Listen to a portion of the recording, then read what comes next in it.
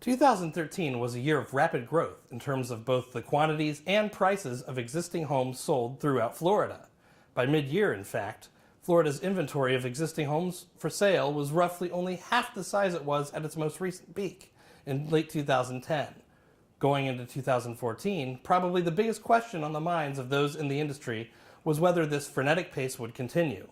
Was 2013's rapid growth the beginning of a new housing bubble, as some had speculated? Or was it simply a temporary and natural correction to a housing market that had perhaps fallen a bit too far? So far in 2014, the data have strongly supported the latter notion. Florida Realtors' latest monthly residential market statistics for March 2014 indicate that the pace of sales growth has slowed appreciably. Single-family home sales were up a mere 2.8% in March relative to the same month last year, and sales of condos and townhomes were down 5.2%, their fourth year-over-year decline in the past 5 months. This gradual decline in sales growth is best explained by a continued decrease in the level of investor participation as approximated by the number of homes purchased entirely with cash. For the 10th consecutive month, the monthly share of single-family home sales paid in cash declined year-over-year in March by 5.8%. In the condo and townhome market, where this statistic has been in decline even longer, March 2014's figure came in at 5.3% less than its value in March of last year. Keep in mind, however, that the shares of sales paid in cash still remain well above their historic levels.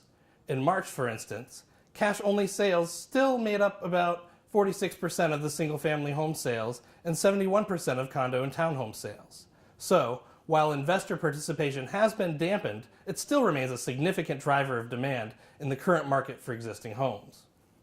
While the monthly year-over-year growth rate in sales has slowed, growth in new listings of existing homes for sale has not, resulting in March being the 6th consecutive month of year-over-year growth in the inventory of single-family homes for sale and the 5th such month for condos and townhomes.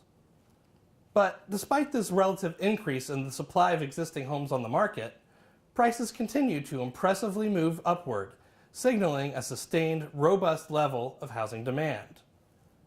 The median sale price for a single-family home in March was $173,000, a 7.1% year-over-year increase, while the median price for a condo or townhome was up 16.7% to $140,000. Keep an eye on these trends in the upcoming months. As always, take a more detailed look at your local area statistics at floridarealtors.org/research.